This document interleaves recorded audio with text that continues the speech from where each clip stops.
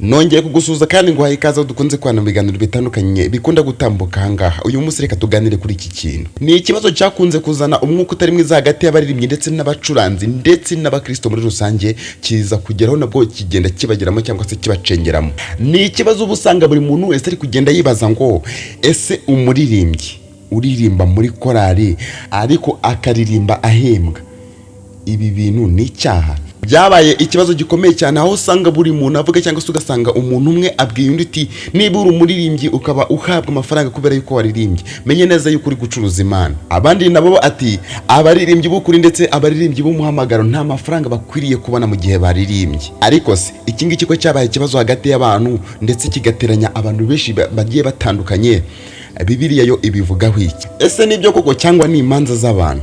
Uyu munsi kuri Rukundo Gospel Voice ntabwo tugiye guca imanza, ahubwo tugiye kuvuga ukuri gushingiye ku ijambo ry'Imana, ukuri kuvura imitima y'abantu benshi. Impamvu zigiye zitandukanye zitumye tuzana iki kiganiro byihutirwa. Hari imitima myinshi cyane ibabaye. Mu mpamvu zatuzanye uziko n'abakristo basigaye bibaza bati ese kuba umucuranzi cyangwa umuririmbyi baririmba bahembwa Imana ibibona gute? Hari n'abandi birirwa baca imanza bavuga ngo abaririmbyi bagurisha impano zabo, abacuranzi bahisemo gukorera amafaranga, korali yahindutse business. Ibyo byose ni ibintu bikomeretsa imitima y'abantu benshi. Hari abaririmbyi ndetse n'abacuranzi bamaze gucika intege mu buryo bukomeye cyane. Hari abakorera Imana bafite impano z'ukuri kandi za nyazo ariko bagasuzugurwa, abandi bagashinjwa ibinyoma. Ibi ngibi rero bigatuma batakaza umunezero wabo wo gukorera Imana by'ukuri.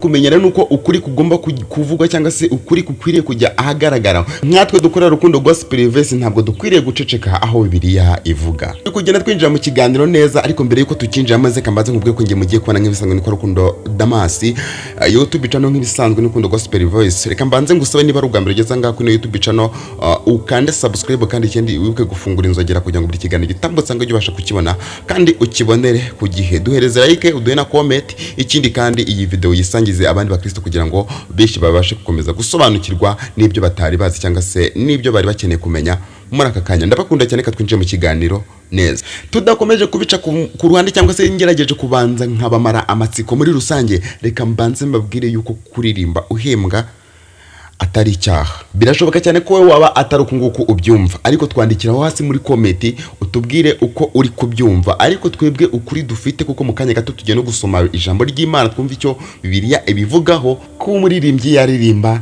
cyangwa se kuba umucuranzi yacuranga hanyuma hakagira akantu abasha kubona cyangwa se akagira inyungu z'ibyo yakoze zimugeraho, ntabwo ari icyaha. Gusa nuza gukurikirana kino kiganiro witonze uraza kumenya ahubwo icyaha icyari cyo gishobora kuba cyaboneka nyuma yuko utabyitwayemo neza. Niba uri umuririmbyi cyangwa se ukaba uri umucuranzi cyangwa se ukaba uri umuvuga butumwa mu buryo bugiye butandukanye, menya neza yuko abaririmbyi batashyiriho kwinezeza gusa, ahubwo ni umurimo w'Imana. Ngoma ibice 25 n'umurongo wa mbere haravuga ngo bashyiriweho kuba abaririmbyi ngo bakorere Uwiteka. Abaririmbyi bamara umwanya utari muto y'abari kwitoza, bafata igihe kinini nk'abakozi rwose basanzwe. Ikindi kandi bafasha itorero gusenga ndetse no kubaka kwizera. Umvikane ko uyu nguyu ari umurimo wuzuye. Ahanga turi kugenda noneho twinjira ku busobanuro bwa nyabwo bwa cya kibazo cyacu twatangije. Ukunguku n'ukundi kuri. Umukozi akwiriye ibihembo bye. Luka ibice 10 n'umurongo wa 7. Umukozi akwiriye ibihembo bye. Reka nongere mbisubiremo. Abakorino ba mbere ibice 9 n'umurongo wa 14 naho akavuga ngo ababwiriza butumwa bwiza bakwiriye kubeshwaho n'ubutumwa bwiza. None se niba umupasiteri abasha kuba yahembwa, umwigisha agahembwa, umuririmbyi we nagakwiriye kuba yahembwa, umucuranzi se we nakwiriye kuba yahembwa n'imirimo aba yakoze? Iki nicyo dukwiriye gushingiraho tuvuga ngo kuba umuririmbyi, kuba umucuranzi, aba bantu bahembwa ntabwo ari icyaha kandi babakoze n'akazi katoroshye kurenza ako kandi kabasha kuba kagira icyo kinjiza. Icyakoza kuri no ngingo cyangwa se ahanga ndabasha kuba nagosobanura hano hashobora kuba hagaragara ikibazo cyangwa se haba hagaragara icyaha. Ndabizi kutabura ko buri kwibaza ngo none se ikibazo cyaba kiri ku mafaranga cyangwa se cyaba kiri ku mutima. Sobanukirwa. Icyaha gishobora kugaragara iyo umuntu aririmba ariko usanga umutima we cyangwa se usanga umuntu aririmba kubera amafaranga yonyine, nta kindi kintu ari zo nyungu ari guharanira gusa. Cyangwa se ukaba wafata ya mpano yawe ukahindura business gusa, ukaba wafata icyubahiro cy'Imana ukagisimbuza kwiyamamaza. Icyo twitaga kuramya ugasanga gihindutse kwiyerekana. iki gishobora kuba cyakubera ikintu gikomeye cyane ku buryo Imana ishobora kuba yakireba nawe ikakugarukaho ndetse ikaba yazana n'inkoni ikasa naho igucishije bugufi. Ntabwo byaba ari igitangaza kubera ko yarabitubwiye muri Matayo ibice 6 n'umurongo wa mbere, aho yatubwiye ngo mwirinde gukora ibyo mukora kugira ngo murebwe n'abantu. Iki ni ikintu ukwiriye kumenya, cyangwa se ukundi kuri ukwiriye kumenya nuko Imana ireba mu mutima.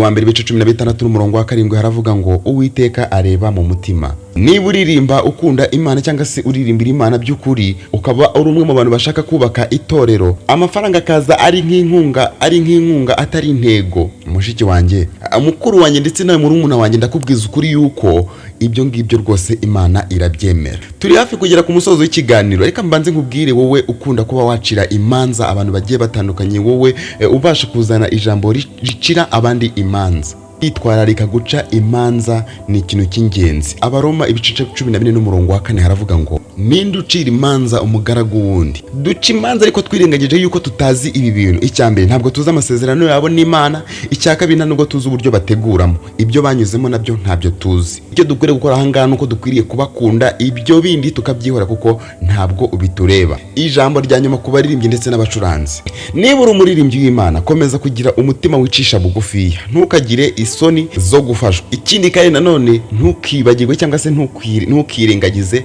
uwo ukorera. Abakoresayi ibice 3 n'umurongo wa 23 aravuga ngo ibyo mukora byose mubikorere mu mutima wanyu wose nk'abakorera Uwiteka. Umwanzuro w'ikiganiro cyacu, umwanzuro mwiza cyane kandi umwanzuro ukora ku mutima.